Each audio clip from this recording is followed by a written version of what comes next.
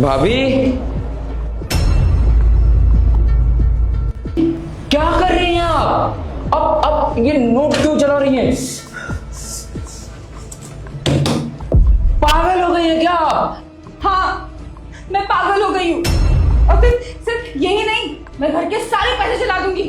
आपका दिमाग खराब हो गया है क्या? चलिए पहले आप बाहर चलिए, पहले आप आइए, इधर बैठिए। चलिए दीदी, दीदी पहले यहाँ आओ। आई। क्या हुआ नीलेश, तुम ऐसे चिल्ला क्यों रहे थे?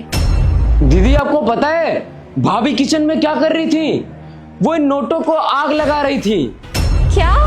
और जब मैंने पूछा कि नोटों में आप आग क्यों लगा रही हैं, तो बोल रही हैं कि मैं घर के सारे नोटों में आग लगा दूंगी।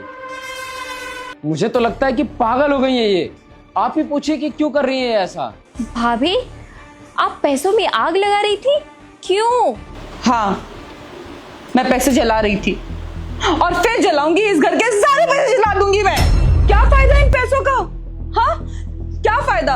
जब मेरी मुसीबत में ये पैसे काम ना आ सके तो क्या करूं मैं इन पैसों का? मुझे नहीं चाहिए ये पैसे।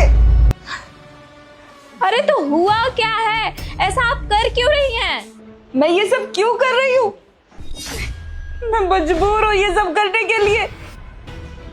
मेरे पास और कोई ऑप्शन नहीं है। मुझे मुझे नफरत हो रही है इन सब पैसों को देख के, क्योंकि आज जब मुझे इनकी सबसे ज्यादा जरूरत है तो मेरे पास है ही नहीं।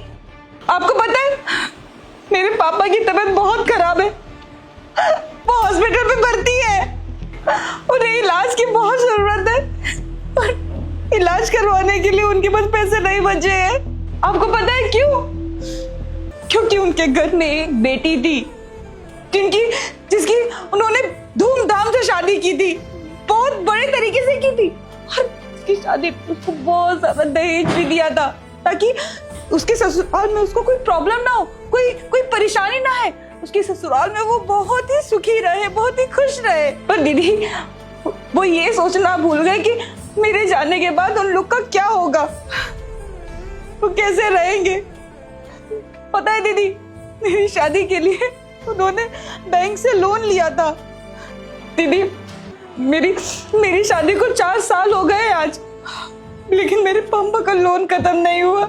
वो आज भी मेरी शादी का कर्ज भर रहे हैं ताकि मैं खुश रहूं, ताकि उनकी बेटी ससुराल में खुश रहे। उन्होंने ये सब इसलिए किया ताकि उनकी बेटी खुश रहे, उसको ससुराल में कोई दिक्कत ही ना हो। और आज जब वो हॉस्पिटल में है, बीमार है, जब उनको पैसों की जरूरत है, तो मैं कुछ नहीं कर पा रही हूँ। आपको पता है विशाल से पैसे मांगे अपने पापा के इलाज के लिए, तो उसने मना कर दिया। उसने कहा कि अभी मेरे पास पैसे ही नहीं है, तो मैं कहाँ से दूं पैसे। मैंने ये भी बोला था कि जब पैसे आ जाएंगे तो मैं उनको पैसे वापस कर दूंगी, फिर भी उन्होंने कहा पैसे तो है ही नहीं, और तुम्हें पैसे दे भी दूं तो तुम्हारा क्या भरोसा, तुम पैसे वापस करो या ना करो। दीदी 4 साल हो गए मुझे इस घर में, मैं भी इस घर की कुछ लगती हूँ, इतना सब कुछ किया है मैंने सबके लिए। जब मैंने कुछ मांगा तो उन्होंने सीधे मना कर दिया। दीदी मैं आपको कैसे बताऊं कि मुझे उस वक्त कैसा लगा। मुझे ऐसा लग रहा था कि काश मैं भी पढ़ी लिखी होती, कुछ कमा रही होती, तो आज मुझे अपने बाप के लिए ऐसे झोली ना फैलानी होती किसी के सामने पैसे मांगने के लिए। दीदी आप भी बताइए, आप भी तो बेटी ही है ना एक।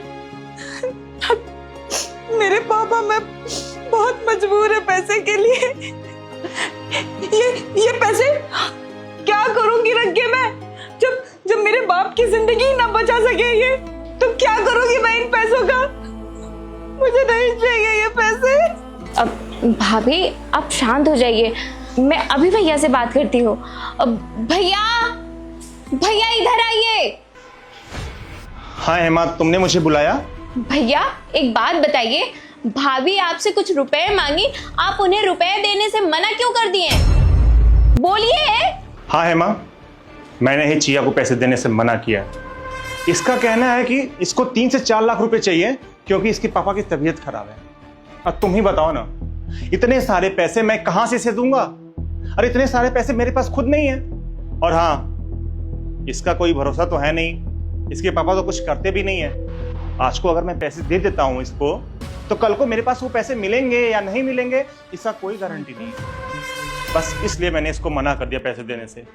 भैया आप ये कैसी बातें कर रहे हैं? भाभी को पैसा देने के लिए आपके पास पैसे नहीं है? कैसे पति हैं आप? अरे ये आपके भरोसे इस घर में आई है और आप ही इन्हें पैसे देने से मना कर रहे हैं। अरे आपको शर्म आनी चाहिए। वैसे एक बात बताइए भैया, क्या सिर्फ भाभी की जिम्मेदारी बनती है हम सबका इस घर का ख्याल रखने की? आपकी इनके प्रति कोई जिम्मेदारी नहीं है? क्या आप इनके परिवार का ख्याल नहीं रख सकते हैं? और वैसे भी एक बात बताइए, जब भाभी के पिताजी इस घर में शादी कर रहे थे, उन्होंने क्या कहा था कि आप भी इस समाज के हिस्सा हैं, आपके भी इज्जत है। मैं पूरी कोशिश करूंगा कि आपकी इज्जत पे आंच ना आए। हमने उन्हें कितना मना किया था कि हमें कुछ नहीं चाहिए, हमें सिर्फ आपकी बेटी चाहिए, लेकिन उन्होंने हमारी एक बात तक नहीं सुनी। उनसे जो बन पड़ा उन्होंने किया। उनकी हैसियत नहीं थी हमारी बराबरी करने की, लेकिन फिर भी उस बाप ने अपने औकात से बढ़ के हमें दिया ताकि हमारी इज्जत पे कोई आंच ना आए। और वैसे भी आप एक बात बताइए, इतने सारे पैसों का क्या फायदा जो एक इंसान की जान तक ना बचा पाए? अरे हमें तो आप पे शर्म आ रही है कि आप हमारे भाई हैं। मम्मी पापा ने आपको यही परवरिश दी है। अरे आपका भी फर्ज बनता है कि आप अपनी पत्नी की मदद करें, उनका ध्यान रखें, उनके साथ रहें, उनके बारे में सोचें। एक बात और, जब दो लोगों की शादी होती है ना, तो सिर्फ दो लोग नहीं मिलते हैं, बल्कि दो परिवार मिलते हैं और एक दूसरे के सुख दुख में साथ देते हैं। और वैसे भी जब आपको भाभी की जरूरत पड़ती है तो भाभी आपके दुख सुख में खड़ी रहती हैं। लेकिन आज भाभी को आपकी जरूरत है तो आप अपने कदम पीछे कर लिए। क्यों भैया?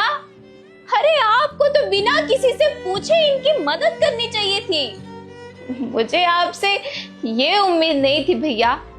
और भाभी, आप इतनी बड़ी बात हो गई और आप मुझे एक बार बताना जरूरी नहीं समझा? और आपको पता है ना कि आपको मैंने कभी अपनी भाभी नहीं माना, हमेशा अपनी बड़ी बहन की तरह माना है। तो फिर आपने मुझे ये बात क्यों नहीं बताई? सही कहा आपने, इन 4 सालों में आप सिर्फ मुझे इतना ही समझ पाई। मुझे लगता है कि शायद मुझ में ही कोई कमी है जो मैं आपकी बहन ना बन सकी। नहीं दीदी, आप प्लीज ऐसे मत बोलिए। आप में कोई कमी नहीं है। आप बहुत अच्छी बहन है। मेरा दिमाग खराब हो गया था, मुझे कुछ समझ में नहीं आ रहा था। मेरे पापा हॉस्पिटल में थे और पैसों का जुगाड़ कहीं से भी नहीं हो पा रहा था, इसीलिए मैंने कुछ बोल दिया। मुझे माफ कर दीजिए।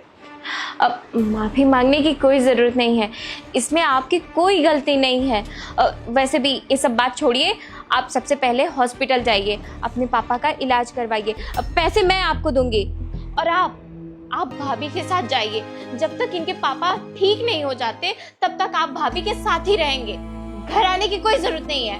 ठीक है, मैं अभी जाता हूँ। चलो सिया, जाइए भाभी, आप उठो। हाँ उठ जाओ भाभी, उठिए, जाइए। चलो तुम। तो आप ही लोग बताइए, मैंने मेरी भाभी की मदद करके सही किया या गलत किया?